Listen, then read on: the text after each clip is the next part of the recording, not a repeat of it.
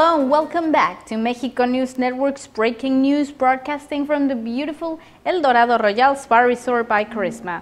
Log on to our website for positive and relevant information on Mexico on www.mexiconewsnetwork.com, and also follow us on social networks for more information. Now let's move along to more news. First, NASA's Dawn probe spotted curiously sparkly bright spots on the surface of Ceres, the dwarf planet that lies in the asteroid belt between Mars and Jupiter. Beat us?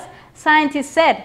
Now cameras on the Tractor Trail-sized spacecraft have captured a baffling structure rising 3 miles above the planet's cratered surface. Conveniently, the thing looks an awful lot like a pyramid. Intriguing, the NASA scientists said.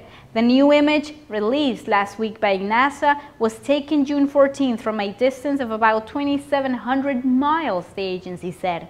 It shows what NASA described in its classically understated and totally non-freaked-out tones as a mountain with steep slopes protruding from a relatively smooth area of the dwarf planet's surface.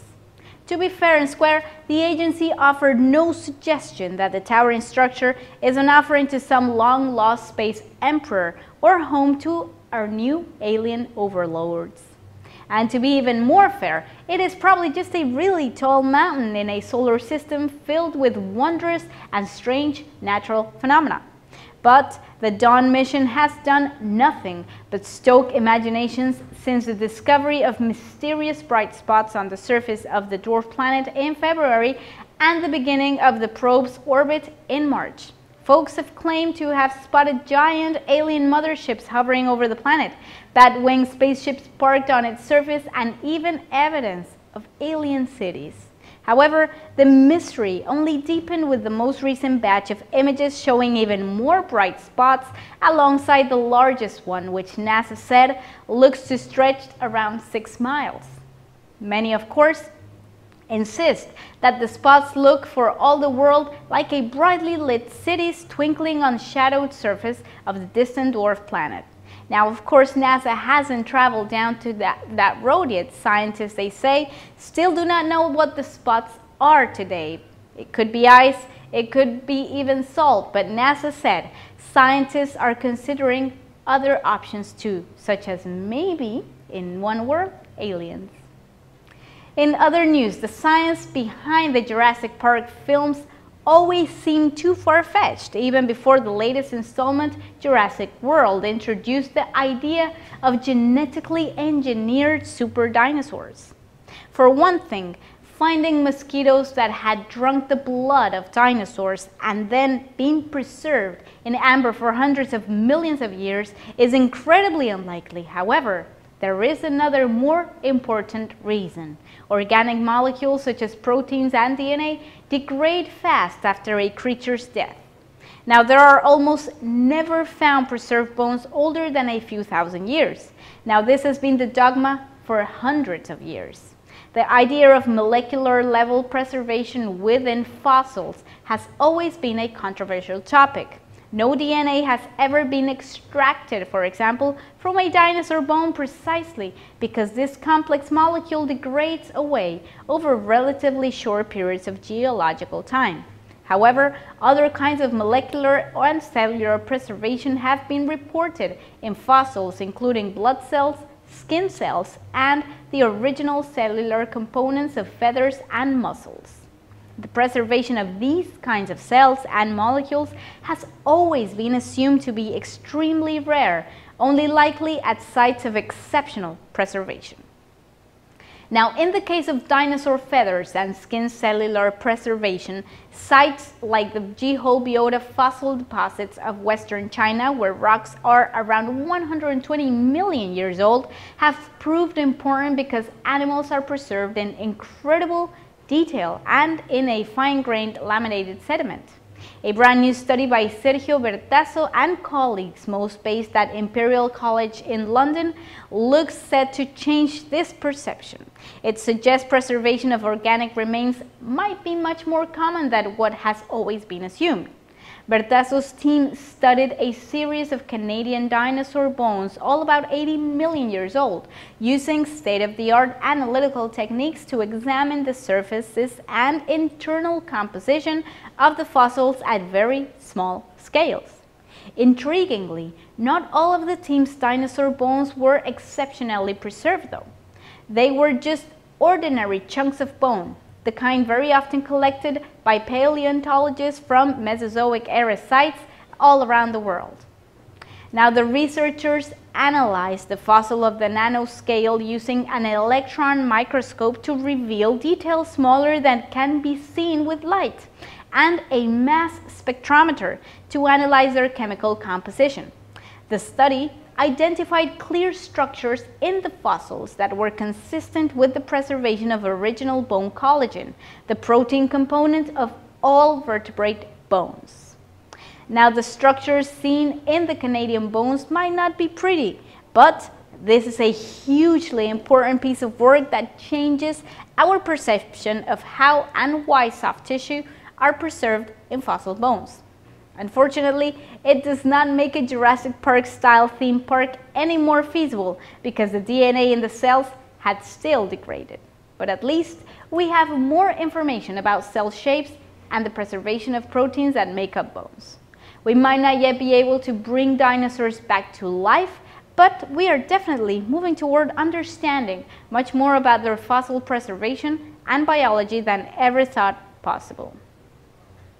In other news, GoPro has announced a brand new camera that is smaller and lighter than its earlier models.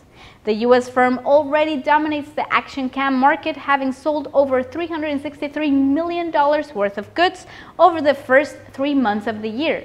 The Hero 4 Session benefits from being waterproof without needing a special case, but cannot go as deep as models fitted with separate housings.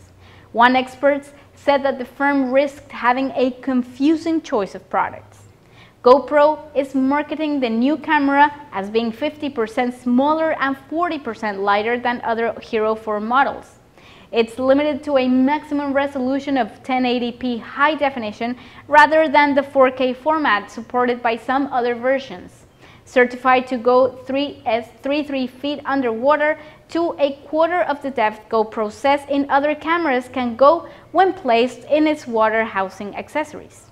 It doesn't feature an LCD touchscreen, but it's activated by a single button with the option for it to be controlled via separate add-on remote or smartphone app.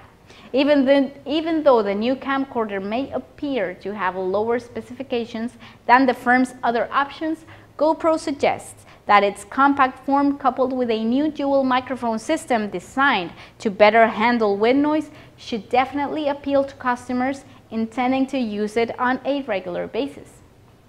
Now, the firm's founder, Nicholas Woodman, said that they challenged themselves to produce the smallest, lightest, most convenient GoPro possible.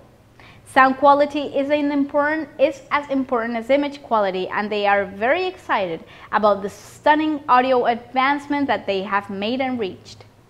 GoPro faces a growing number of rivals, with the EE, the Xiaomi, Garmin, and HTC among companies to have launched their very own action cams over recent months. The California-based firm notes, however, that it currently accounts for all of the US's top 5 best-selling products in the digital camera camcorder category, according to data published by market research firm NPD. In other news, a solar power plane that left central Japan on Monday landed in Hawaii after a 5-day journey on the longest leg so far of its attempt to circumnavigate the globe without fuel. Pilot Andrei Borschberg landed the Solar Impulse 2 shortly after noon ET today, having set a new world record for the longest solo non-stop flight. He was greeted by a slew of Hawaiian dignitaries, media, and members of the flight team. A flight that many thought would never be possible, said an announcement during Solar Impulse's live broadcast of the landing, as the control room erupted into a standing ovation as the flight was landing. The flight lasted about 118 hours and spanned more than 8,200 kilometers. The previous longest non-stop solo flight lasted 76 hours, 45 minutes in the year 2006. Pilot Borchberg and Swiss compatriot Bertrand Piccard are taking turns flying legs of the plane's round-the-world journey. Piccard was in Hawaii to welcome his colleague, and both pilots have endured the cramped quarters on the plane, which has no room to stand, in fact. The cockpit has a multi-purpose seat that fully reclines and serves as the onboard toilet. The adjustable seat lets the men practice yoga and meditation too.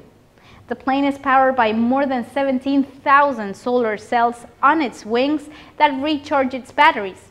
Now, during the night, the plane's solar cells no longer collect energy, so its engines run on battery power alone. Solar Impulse 2 has already completed 7 legs of its journey, traveling from Abu Dhabi to Nagoya and covering nearly 9,000 kilometers before this ambitious, most recent trip. After it lands in Hawaii, the plane will later fly through the US and Europe before arriving back in Abu Dhabi. Its next scheduled destination is Phoenix, Arizona. Though it's unclear when the plane will take off for the next leg of its journey.